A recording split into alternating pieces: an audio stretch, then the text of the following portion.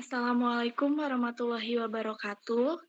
Selamat malam Bapak dan teman-teman semuanya. Perkenalkan kami dari kelompok 3 yang terdiri dari Wiratri Anindya Bella, Aisyah Lailatul Latifah Lubis, dan saya sendiri Dika Aulia. Di sini kami akan mempresentasikan materi dengan judul DSS Implementation and Evaluation, Strategies for Implementing DSS within Organizations and Methods for Evaluating their Effectiveness.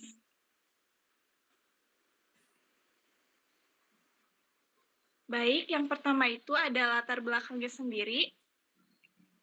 Di tengah persaingan global yang kompetitif, perkembangan teknologi informasi menuntut organisasi untuk dapat mengambil keputusan semi terstruktur maupun tidak terstruktur secara cepat, tepat, dan berbasis data analitik melalui penerapan Decision Support System.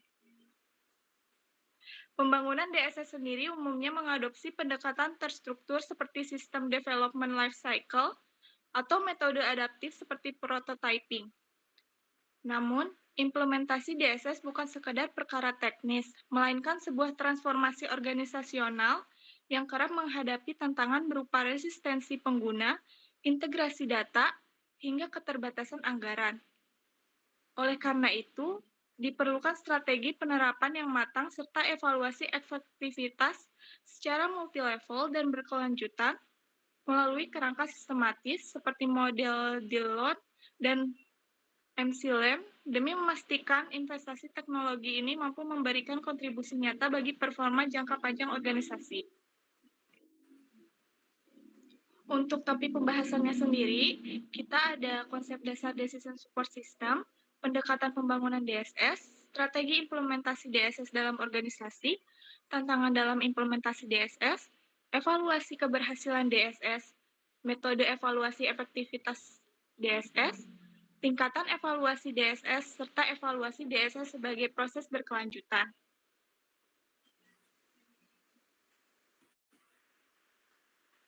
Selanjutnya, di sini ada pengertian DSS. Jadi, DSS sendiri itu pertama kali diperkenalkan oleh Michael S. Scott Martin awal tahun 1970-an melalui penelitian manajemen decision systems. Turban Aronson, Liang, dan Sarda pada tahun 2011, DSS adalah sistem informasi berbasis komputer yang mengombinasikan model dan data untuk memecahkan masalah semi terstruktur yang membutuhkan pertimbangan manusia. Menekankan 3 komponen, yaitu data, model analitik, antarmuka pengguna. Lalu, menurut Power 2002, DSS mendukung pengambilan keputusan bisnis atau organisasional, membedakan 5 kategori, yaitu model driven, data driven, knowledge driven, document driven, dan communications driven DSS.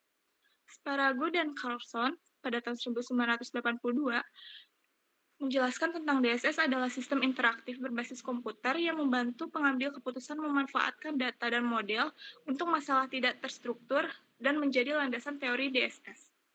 Jadi kesimpulannya itu DSS memiliki 3 elemen inti yang saling terintegrasi, yaitu subsistem manajemen data, subsistem manajemen model, dan subsistem antarmuka pengguna.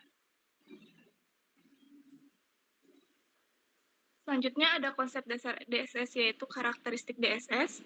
Yang pertama, mendukung keputusan semi terstruktur dan tidak terstruktur, bersifat interaktif dan mudah digunakan tanpa perlu keahlian pemrograman. Lalu ada fleksibel dan adaptif terhadap perubahan kondisi atau kebutuhan, mendukung semua fase pengambilan keputusan, mendukung keputusan individual maupun kelompok, menggunakan data internal maupun eksternal, berorientasi pada efektivitas, bukan sekadar efisiensi. Selanjutnya ada manfaat DSS dalam organisasi. Yang pertama ada meningkatkan kualitas dan konsistensi keputusan. Kedua ada mempercepat proses pengambilan keputusan. Ketiga ada meningkatkan produktivitas manajerial. Keempat ada memfasilitasi komunikasi dan koordinasi organisasional. Dan yang terakhir ada mendukung pembelajaran organisasional. Selanjutnya ada pendekatan pembangunan DSS. Yang pertama itu ada System Development Life Cycle. Jadi SDLC ini adalah kerangka kerja pengembangan sistem informasi yang terstruktur, berurutan, dan terdokumentasi formal dari perencanaan hingga pemeliharaan. Pendekatan ini bersifat waterfall, artinya setiap tahap harus selesai sebelum berlanjut ke tahap berikutnya. Karena sifatnya yang sekuensial, SDLC ini cocok untuk proyek DSS berskala besar dengan kebutuhan yang sudah jelas sejak awal. Terdapat 6 tahapan, yaitu perencanaan, analisis kebutuhan, perancangan sistem, implementasi, pengujian, dan yang terakhir ada pemeliharaan. Yang kedua, selanjutnya ada kelebihan dan kelemahan SDLC. Kelebihannya itu ada kerangka kerja terstruktur dan terdokumentasi, milestone jelas, dokumentasi memudahkan pemeliharaan, persetujuan formal tiap tahap mengurangi kesalahpahaman. Untuk kelemahannya sendiri yaitu kurang fleksibel terhadap perubahan kebutuhan, penggunaan baru bisa evaluasi sistem di tahap akhir, lalu ada butuh investasi waktu atau biaya besar di awal untuk mendefinisikan kebutuhan lengkapnya. Yang kedua itu ada prototyping. Jadi definisinya sendiri itu yaitu pendekatan iteratif dan inkremental di mana model awal sistem dibangun cepat, dievaluasi pengguna, lalu diperbaiki berulang. Pendekatan ini tuh sangat relevan untuk DSS karena kebutuhan pengguna sering sulit didefinisikan secara lengkap di awal dan terus berkembang seiring penggunaan. Siklusnya sendiri itu yaitu demonstrasi, evaluasi, perbaikan, lalu berlanjut hingga prototipe siap dikembangkan menjadi sistem final. Alasan cocok untuk DSS sendiri yaitu kebutuhannya itu sulit dispesifikasikan di awal, penggunaan lebih mudah evaluasi sistem konkret, lalu keterlibatan intensif meningkatkan penerimaan. Terdapat dua jenisnya yaitu ada throwaway atau rapid prototyping atau dibuang setelah kebutuhan teridentifikasi. Dan evaluationary prototyping dikembangkan menjadi sistem final lebih umum dipakai menurut Power 2002. Kelebihan dan kelemahan prototyping. Untuk kelebihannya sendiri itu keterlibatan pengguna sejak awal, umpan balik cepat, fleksibel terhadap perubahan, serta evaluasi bentuk konkret. Untuk kelemahannya sendiri itu rawan scope creep, penggunaan fokus tampilan, abaikan aspek fundamental, dokumentasi sering kurang lengkap, dan yang terakhir, desain tergesa berisiko sulit dipelihara. Di sini terdapat perbandingan SDLC dan prototyping. Pada dimensi kejelasan kebutuhan, SDLC itu kebutuhannya sudah jelas dan stabil, sedangkan prototyping kebutuhannya ambigu atau berubah. Pada dimensi keterlibatan pengguna, SDLC fasenya itu analisis dan pengujian saja.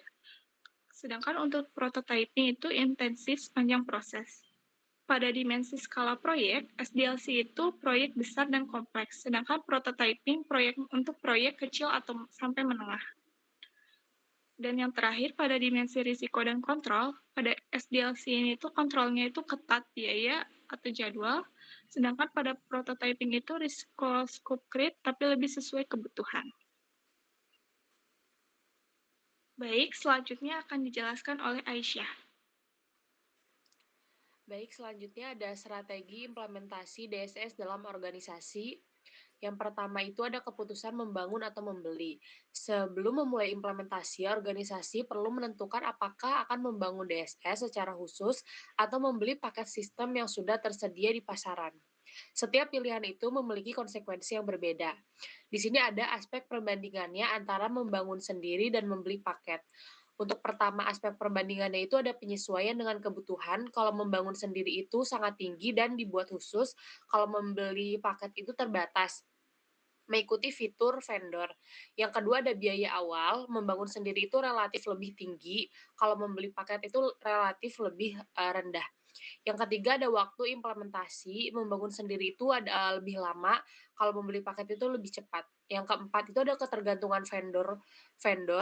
Kalau membangun sendiri itu nggak ada ketergantungan vendornya, kalau membeli paket itu tinggi ketergantungan dengan vendor. Dan yang terakhir itu ada pemeliharaan sistem. Yang pertama itu untuk membangun sendiri itu ditangani tim IT internal, untuk membeli paketnya ditangani pihak vendor. Selanjutnya, Yang kedua, ada faktor-faktor kunci keberhasilan implementasi DSS. Berdasarkan berbagai penelitian di bidang sistem informasi, terdapat beberapa faktor yang secara konsisten menentukan berhasil atau tidaknya implementasi DSS dalam sebuah organisasi. Yang pertama itu ada dukungan manajemen puncak. Eksekutif senior perlu memberikan komitmen nyata berupa alokasi anggaran, penetapan prioritas, dan pemimpinan yang jelas selama proses implementasi berlangsung. Yang kedua ada keterlibatan pengguna akhir, yaitu pengguna harus dilibatkan sejak tahap analisis kebutuhan hingga pengujian sistem, sehingga sistem yang dihasilkan benar-benar sesuai dengan kebutuhan kerja sehari-hari. Yang ketiga ada kualitas data yang baik. DSS hanya dapat memberikan analisis yang tepat jika data yang dimasukkan akurat, lengkap, dan konsisten. Data yang buruk akan menghasilkan keputusan yang buruk juga.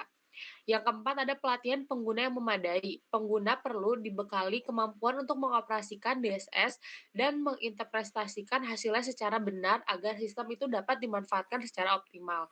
Dan yang terakhir ada manajemen perubahan yang efektif, yaitu implementasi DSS adalah perubahan organisasi, diperlukan komunikasi yang transparan, penanganan resistensi pengguna, dan pendampingan yang berkelanjutnya.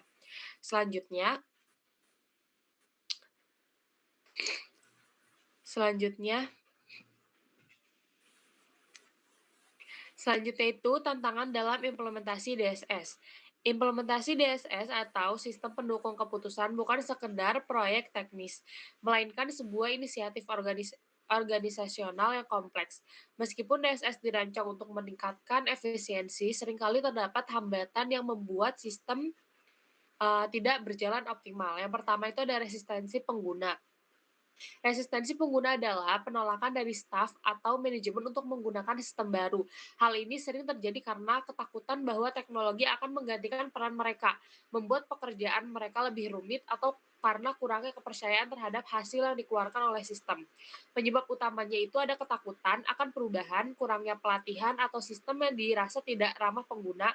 Untuk strategi mitigasinya itu melibatkan pengguna dalam tahap pengembangan, memberikan pelatihan yang memadai, serta menunjukkan manfaat langsung sistem dalam mempermudah pekerjaan mereka. Selanjutnya, yang kedua itu ada kualitas dan integrasi data. DSS sangat bergantung pada data untuk menghasilkan rekomendasi yang akurat. Jika data yang masuk salah, maka keputusan yang dihasilkan juga akan salah. Yang pertama itu ada tantangan kualitasnya. Data yang tidak akurat, tidak lengkap, tidak konsisten, atau sudah kadaluarsa. Yang kedua ada tantangan integrasi. Data sering tersebar di berbagai departemen dalam format yang berbeda, misalnya database lama versus database modern. Menggabungkan data dari berbagai sumber agar bisa dibaca oleh DSS adalah tantangan teknis yang berat. Yang terakhir itu solusi implementasi data governance yang ketat dan penggunaan ETL yang terstandarisasi.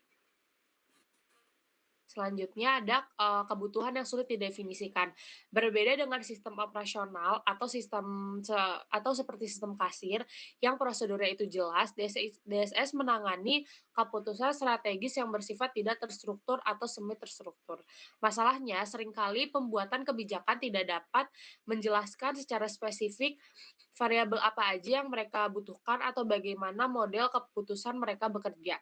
Kebutuhan sering berubah seiring berjalannya proses pengembangan. Solusinya adalah penggunaan metode pengembangan iteratif seperti Agile atau prototyping, di mana sistem itu dibangun secara bertahap dan diuji coba terus-menerus untuk menemukan kebutuhan yang sebenarnya. Selanjutnya, ada kendala waktu dan anggaran. Pengembangan DSS yang efektif membutuhkan waktu yang lama karena melibatkan pengumpulan data, pemodelan matematis, dan pengujian sistem. Yang pertama itu ada kendala waktunya. Proses integrasi data, penyesuaian model dengan kebutuhan pengguna yang dinamis sering menyebabkan project scope creep yang berakibat pada keterlambatan penyelesaian. Yang kedua itu ada kendala anggaran. Biaya tinggi tidak hanya muncul di awal, tetapi juga dalam pemeliharaan rutin, pembaruan data, dan pelatihan berkelanjutan. Yang terakhir, solusinya itu manajemen proyek yang disiplin dengan menetapkan skala prioritas atau memulai dengan modul yang paling berdampak besar namun paling mudah diimplementasikan atau minimum viable product. Selanjutnya ada evaluasi keberhasilan DSS. Yang pertama itu pentingnya evaluasi DSS. Evaluasi DSS dapat dilakukan melalui berbagai metode, baik yang bersifat kuantitatif maupun kualitatif. Pemilihan metode sebaiknya disesuaikan dengan tujuan evaluasi dan sumber daya yang tersedia.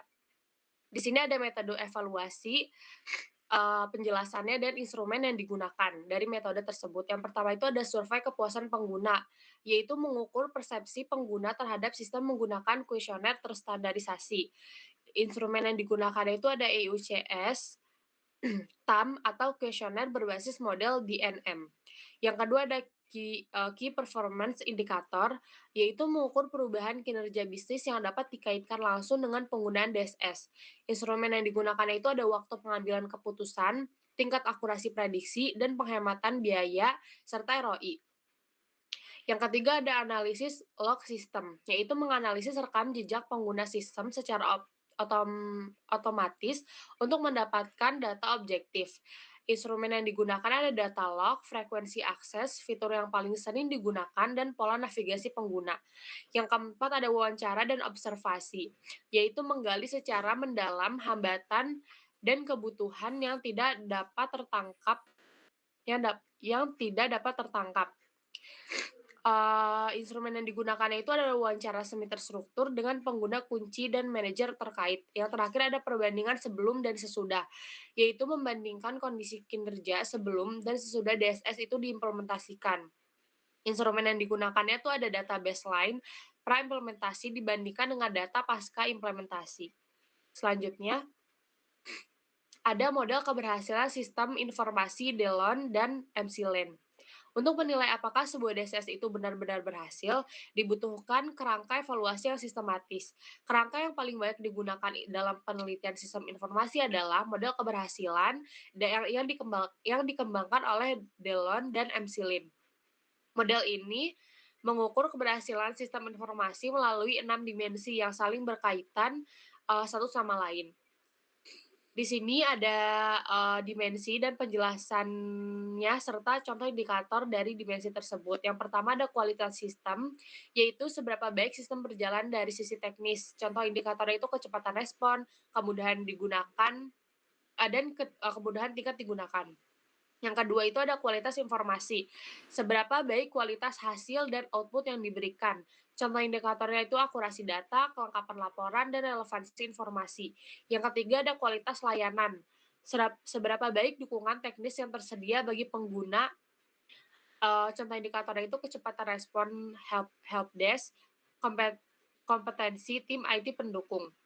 Yang keempat ada penggunaan sistem, yaitu seberapa sering dan seberapa dalam pengguna. Contoh indikatornya itu ada frekuensi login, jumlah fitur yang digunakan secara aktif. Yang kelima ada keputusan pengguna.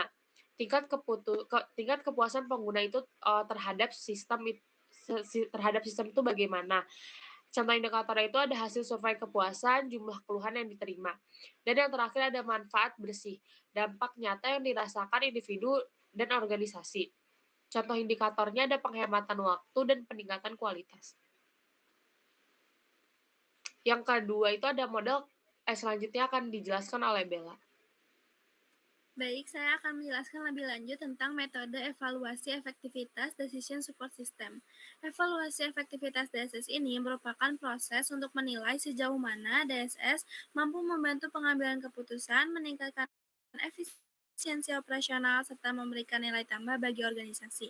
Yang tujuannya adalah untuk menilai keberhasilan implementasi DSS, lalu mengukur manfaat sistem bagi pengguna dan organisasi, serta menjadi dasar dalam melakukan perbaikan sistem. Selanjutnya, yaitu ada beberapa metode evaluasi efektivitas DSS. Yang pertama itu ada survei kepuasan pengguna, merupakan metode evaluasi yang mengukur persepsi dan pengalaman pengguna terhadap DSS melalui penyebaran kuesioner. Aspek yang dinilai yaitu adalah kemudahan penggunaan, kualitas informasi, kecepatan akses, keandalan sistem, manfaat, dan pengambilan keputusan. Kelebihannya yaitu dia mudah dilakukan, biayanya relatif rendah, serta mendapatkan umpan balik langsung. Lalu kelemahannya yaitu bersifat subjektif karena dipengaruhi persepsi responden. Yang kedua yaitu ada Key Performance Indicator atau KPI. KPI merupakan indikator kuantitatif yang digunakan untuk mengukur dampak implementasi DSS terhadap kinerja organisasi. Indikator KPI yaitu waktu pengambilan keputusan, tingkat akurasi keputusan, produktivitas karyawan, efisiensi operasional, pengurangan biaya operasional, tingkat kesalahan proses bisnis, serta peningkatan kualitas layanan pelanggan. Adapun kelebihannya yaitu hasilnya lebih objektif serta dapat diukur secara kuantitatif.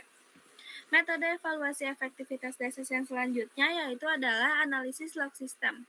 Metode evaluasi yang memanfaatkan data aktivitas pengguna yang tercatat secara otomatis dan dalam sistem. Data yang dianalisis itu biasanya adalah frekuensi penggunaan, durasi penggunaan, jumlah pengguna aktif, fitur yang sering digunakan, serta pola akses informasi. Yang manfaatnya yaitu adalah untuk mengetahui tingkat pemanfaatan DSS, mengidentifikasi masalah sistem, serta menjadi dasar pengembangan sistem. Nah, metode yang keempat yaitu wawancara dan observasi. Metode evaluasi kualitatif yang dilakukan melalui wawancara kepada pengguna serta observasi terhadap penggunaan DSS dalam aktivitas kerjanya. Hal yang dievaluasi yaitu misalnya kendala pengguna, tingkat penerimaan pengguna, kesesuaian sistem dengan pekerjaan, budaya organisasi, dan kompetensi pengguna. Manfaatnya yaitu adalah untuk menghasilkan informasi yang lebih mendalam dibandingkan dengan survei. Nah, metode yang terakhir itu adalah dengan metode perbandingan sebelum dan sesudah implementasi. Metode evaluasi yang membandingkan kondisi sebelum dan sesudah implementasi DSS.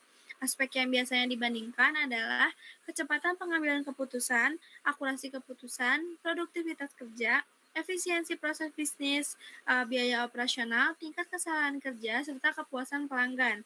Tujuannya adalah untuk mengetahui dampak nyata dan dari implementasi DSS terhadap organisasi.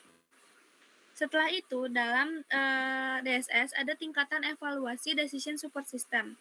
Apa sih itu tingkatan evaluasi tersebut? Evaluasi DSS dapat dilakukan pada beberapa tingkatan sesuai dengan ruang lingkup dampak yang dihasilkan. Menurut Turban et al. Tahun 2021, evaluasi DSS dilakukan pada 3 tingkat untuk mengukur manfaat sistem secara menyeluruh.